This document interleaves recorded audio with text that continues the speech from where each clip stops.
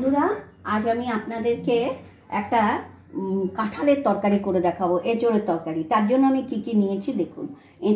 এঁচোড়টা নুন হলুদ দিয়ে সেদ্ধ করে রাখা আছে, আলু কেটেছি, আর এতে আমি একটু সয়াবিন দেবো, সয়াবিন নিরামিষ মানে এতে কোনো এতে কী হবে। এরপরে আমি দেখুন, এটা হচ্ছে জিরে আর ধনে বাটা আছে, ওটা একটু দেবো, এটা রসুন, এটা আদা বাটা, এটা লঙ্কা গুঁড়ো আর একটু কাশ্মীরি লঙ্কার গুঁড়ো দেবো, আর এটা পেঁয়াজ। আর এইখানে আমি একটা করেছি, আমার ঘরে যত সেই নারকেলের খোলাতে লেগে থাকে নারকেলগুলো, আর তাতে 4টে কাঁচা লঙ্কা দিয়ে একটা পেস্ট বানিয়েছি। গোটাটা দেবো না, অল্প দেব। আমি এগুলোকে ভেজে নেব, একটু ভাজা হয়ে গেছে, হালকা ভেজে নিয়েছি, এবার তুলে নেব। দেখুন বন্ধুরা, আমি সোয়াবিনটা ভেজে তুলে নিয়েছি। এবারে আমি ওই কড়াইতে তেল দিচ্ছি পরিমাণ মতো। হয়ে গেছে, এবারে আমি একটু কালো জিরে, শুকনো লঙ্কা আর তেজপাতা ধুয়ে রেখেছিলাম, সেই তেজপাতাটা দিচ্ছি। মাঝারি সাইজে 3টে পেঁয়াজ কেটে রেখেছিলাম, সেই পেঁয়াজ কাটাটা দিয়ে দিচ্ছি। এবার আমি এই আলুটা দিয়ে দিচ্ছি। পেঁয়াজটা খুব ভাজবো না, একটু 1 সেকেন্ড নেড়েই আমি ওতে আলু পেঁয়াজটা একসঙ্গেই ভাজা হতে থাকবে।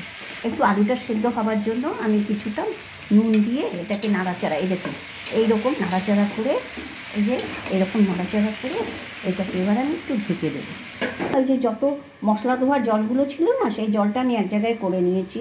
এবার এতে আমি অনেকটা তরকারি, তাই 1 চামচের থেকে একটু বেশি ধনে জিরের গুঁড়ো দিচ্ছি, হলুদ দিচ্ছি পরিমাণ মতো, যেহেতু অনেকটা তরকারি হলুদ দিলাম, পরিমাণ গুঁড়ো দিচ্ছি লাল হওয়ার জন্য, কালারটা আসার জন্য। এটা এই চামচের 2 চামচ দিচ্ছি। এবার শুকনো লঙ্কার গুঁড়ো দিচ্ছি। দেখুন, এই শুকনো লঙ্কার গুঁড়োটা অনেকটা তরকারি যেহেতু, আজকে 2 চামচ করে দিচ্ছি।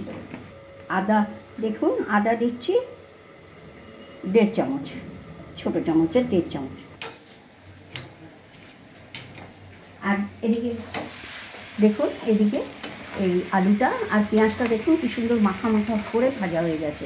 আপনারা পেঁয়াজটা কিছুতেই গালবেন না, আর পেঁয়াজটা এরকম কুচি কুচি দেবেন। দেখুন এই যে আলুর গায়ে গায়ে লেগে গেছে, আর একটু হবে, তারপরে আমি এঁচোড়টা দিচ্ছি।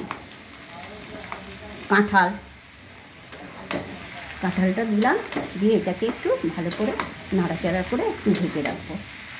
বন্ধুরা, এই যে এবারে কষানো হয়ে গেছে, এই যে আলুটা আর এটাকে আর পেঁয়াজটা দিয়ে দেখুন একদম মাখা মাখা কষানো হয়ে গেছে। এবার আমি ওই মশলাটা করেছিলাম তাতে রসুনটা দিইনি, কারণ রসুনে উগ্র গন্ধ। এই দেখুন এখানে 1 চামচ মতো, এই দেখুন 1 চামচ মতো রসুন দিয়ে এটাকে আগে একটু ভাজা করে নেব, গন্ধটা বার করে তারপরে মশলাটা দেবো। 1 মিনিটে দেখুন আমার এটা রসুনটা প্রায় ভাজা ভাজা হয়ে গেছে। এবারে এতে ওই যে আমি নারকেলের লেগে থাকে না পোড়ানোর পরে, সেটা দিয়ে একটা পেস্ট বানিয়েছিলাম, সেই নারকেল ওই লাগানো, আর তার সঙ্গে 2টো কাঁচা লঙ্কা দিয়েছিলাম। বন্ধুরা দেখুন 1-1.5 মিনিট আমি এই যে নাড়াচাড়া করে দেখুন ভাজা ভাজা হয়ে গেছে। এবার আমি সয়াবিনটা যে ভেজে রেখেছিলাম সেটা দিয়ে দিলাম, আর সঙ্গে টমাটোরটা দেবো। এরকম টমাটোরটা দিয়ে দিলাম। এবার এটাকে নাড়াচাড়া করতে থাকবে, মাঝে মধ্যেই কিন্তু আপনারা নাড়তে থাকবেন। বন্ধুরা দেখুন আন্দাজ মতো এবারে নুন দিয়ে দিলাম। এবার দেওয়ার পরে যে মশলাটা গুলে রেখেছিলাম সেই মশলাটাকে দিয়ে দিলাম। এবার মশলাটা ভালো করে কষাবো। এটা এই মশলাটাকে আমি এবারে কষাচ্ছি, মাঝে মধ্যে এরকম নেড়ে নেড়ে একদম শুকনো হবে, তখন আমি জল দেবো। আপনাদেরকে দেখাবার জন্য মশলাটা দেখাচ্ছি। দেখুন কি সুন্দর মশলাটা গায়ে গায়ে মাখা মাখা হয়েছে।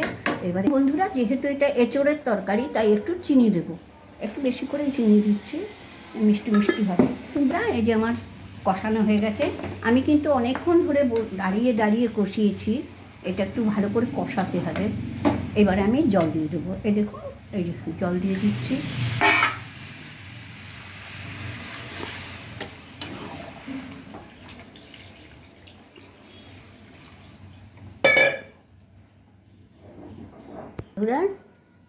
এই যে আমি এতটা জল দিচ্ছি, এই যে একটু গ্রেভি রাখবো বলে একটু জল দিলাম, এই এতটা জল।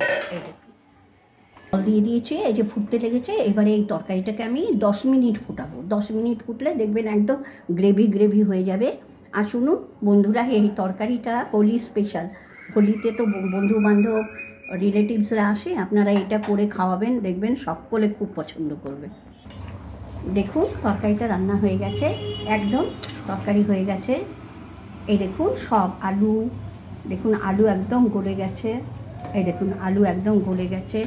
এবারে আমি 1 চামচ, যেহেতু এঁচোড়ের তরকারি তাই এতে একটু গরম মশলা আর 1 চামচ ঘি, এই ছোটো চামচের 1 চামচ গরম মশলা দিয়েছি আর এইটার 1 চামচ ঘি দিলাম, দিয়ে এবার আমি নামিয়ে নেব নেড়ে চেড়ে।